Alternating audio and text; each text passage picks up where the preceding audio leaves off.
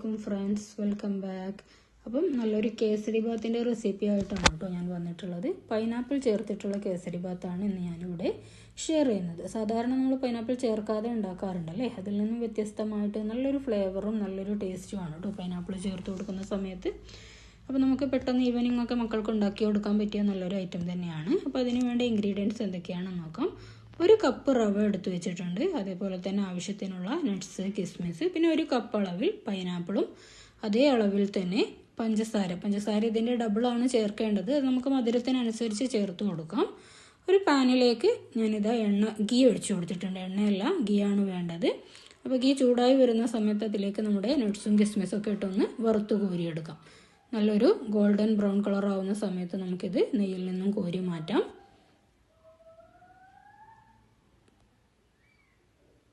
നമ്മൾ റവ എടുത്ത അതേ അളവിൽ തന്നെയാണ് കേട്ടോ ഗീ എടുക്കേണ്ടത്. അപ്പോൾ അതേ നെയ്യിലേക്ക് തന്നെ ഞാനിതാ റവ ഇട്ട് കൊടുത്തിട്ടുണ്ട്. അപ്പോൾ ലോ ഫ്ലെയിമിൽ വെച്ച് നല്ലപോലെ ഈ റവ നമുക്കൊന്ന് നന്നായിട്ടൊന്ന് വറുത്തെടുക്കാം. ഹൈ ഫ്ലെയിമിൽ വെക്കരുത്, പെട്ടെന്ന് റവ ആയതുകൊണ്ട് പെട്ടെന്ന് കരിഞ്ഞു പോകാൻ ചാൻസ് ഉണ്ട്. എന്നിട്ട് ഇതിലേക്ക് നമുക്ക് 1 കപ്പ് റവയാണെങ്കിൽ 2 കപ്പ് അളവിലാണ് വെള്ളം ഒഴിച്ചു കൊടുക്കേണ്ടത് കേട്ടോ.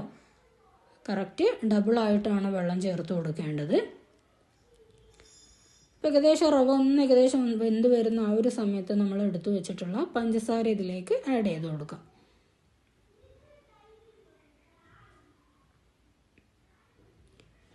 പഞ്ചസാര ചേർത്ത് നല്ലപോലെ പഞ്ചസാരയൊക്കെ ആ റവയിൽ നന്നായിട്ടൊന്ന് മിക്സായി അലിഞ്ഞ് കിട്ടുന്നത് വരെ നന്നായിട്ടൊന്ന് ഇളക്കി കൊടുക്കാം. ഈ സമയത്തൊക്കെ ഫ്ലെയിം ശ്രദ്ധിക്കണം, ഹൈ ഫ്ലെയിമിൽ വെക്കരുത്, ലോ ഫ്ലെയിമിൽ വെച്ചിട്ട് വേണം ചെയ്യാൻ കേട്ടോ. ഈ ഒരു ടൈമിൽ ഞാൻ ഇതിലേക്ക് വളരെ കുറച്ചൊരു നുള്ളോളം യെല്ലോ ഫുഡ് കളർ ആഡ് ചെയ്തിട്ടുണ്ട്. അത് ഓപ്ഷണലാണ്, നിർബന്ധമൊന്നുമില്ല, നല്ലൊരു കളർ കിട്ടാൻ വേണ്ടി മാത്രമാണ്. ഈ ടൈമിലാണ് ഞാൻ ഇതിലേക്ക് എടുത്തു വെച്ചിട്ടുള്ള പൈനാപ്പിൾ ചേർത്ത് കൊടുക്കുന്നത്. വളരെ കുഞ്ഞതായിട്ട് പൈനാപ്പിൾ കൊത്തി അരിഞ്ഞ് വെച്ചിട്ടാണ് ഞാൻ ഇതിലേക്ക് ചേർത്തിട്ടുള്ളത് കേട്ടോ. അപ്പോൾ നന്നായിട്ട് മിക്സ് ചെയ്ത് കൊടുക്കാം. ഇത് വേറൊരു രീതിയിൽ എങ്ങനെയാണെന്ന് വെച്ചാൽ പൈനാപ്പിളും നമ്മുടെ പഞ്ചസാരയും വെള്ളമൊക്കെ കൂടെ നല്ലപോലെ ഒന്ന് തിളപ്പിച്ചിട്ട് റവയിലേക്ക് ഒഴിച്ചു കൊടുത്താലും മതി, അങ്ങനെയും ചെയ്യാവുന്നതാണ്. ഞാനിപ്പോൾ ഇത് ഡയറക്റ്റ് തന്നെ ഇതിലേക്ക് ചേർത്ത് കൊടുക്കുകയാണ് ചെയ്തിട്ടുള്ളത്. ഇനി നമ്മൾ വറുത്ത് വെച്ച നട്ട്സും കിസ്മിസൊക്കെ ഇതിലേക്ക് ഇട്ട് കൊടുത്തിട്ടുണ്ട്. ഇനി നന്നായിട്ടൊന്ന് മിക്സ് ചെയ്ത് കൊടുക്കാം. ഈ ടൈമിൽ നമുക്ക് നെയ്യ് ആവശ്യമാണെന്നുണ്ടെങ്കിൽ ചേർത്ത് കൊടുക്കാം കേട്ടോ. ഞാനിപ്പം മതി, കാരണം അത്യാവശ്യം ചേർത്ത് കൊടുത്തിട്ടുണ്ട്. പാനിൽ നിന്ന് നല്ല പോലെ തന്നെ വിട്ട് വന്നിട്ടുണ്ട്. ആവശ്യത്തിനുള്ള നെയ്യ് ഉണ്ട്, വേണമെങ്കിൽ നിങ്ങൾക്ക് ആഡ് ചെയ്യാവുന്നതാണ്. പഞ്ചസാരയൊക്കെ കറക്റ്റാണ്, കാരണം പൈനാപ്പിൾ തന്നെ ഓൾറെഡി നല്ല മധുരമുണ്ട്. അപ്പോൾ അതിൻ്റെ കൂടെ ആവശ്യത്തിനുള്ള പഞ്ചസാരയും കൂടെ ഞാൻ ചേർത്ത് കൊടുത്തിട്ടുണ്ട്.